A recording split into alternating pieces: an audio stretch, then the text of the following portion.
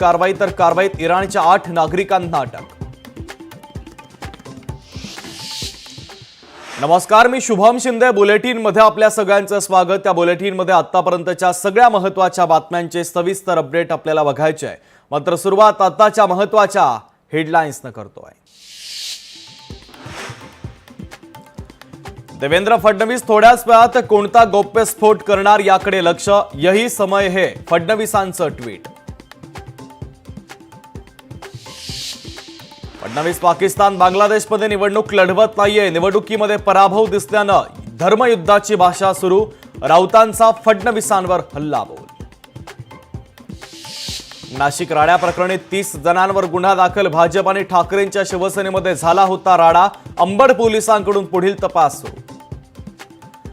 योगेश्वरी भूखंड घोटाळा प्रकरणी रवींद्र वायकर यांना मोठा दिलासा, गुन्हे शाखेने दाखल केलेला अहवाल कोर्टाने स्वीकारला, गैरसमजातून गुन्हा दाखल केल्याचं अहवालामध्ये नमूद।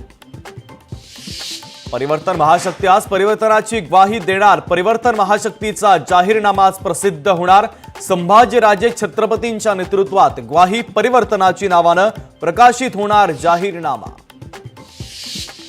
शिंदेंच्या बालेकिल्ल्यात उद्धव ठाकरेंची तोफ धडाडणार, उद्धव ठाकरेंची कल्याणमध्ये जाहीर प्रचार सभा, तर उमेदवार धनंजय बोराडे आणि दीपेश म्हात्रेंसाठी ठाकरे रिंगणार। उपमुख्यमंत्री देवेंद्र फडणवीस आज नाशिकच्या दौऱ्यावर, तर मुख्यमंत्री शिंदे आज कोकणाच्या दौऱ्यावर, सावंतवाडी, दापोली आणि राजापूरमध्ये महायुतीच्या उमेदवारांच्या प्रचारासाठी जाहीर सभा।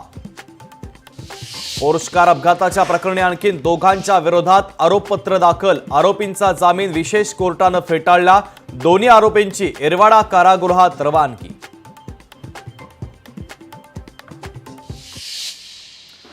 बुलेटिनची सुरुवात आताच्या सगळ्यात महत्त्वाच्या आणि मोठ्या बातमीने करतोय। देवेंद्र फडणवीसांनी जे ट्विट केलं होतं त्या ट्विटची आता सर्वत्र चर्चा आहे।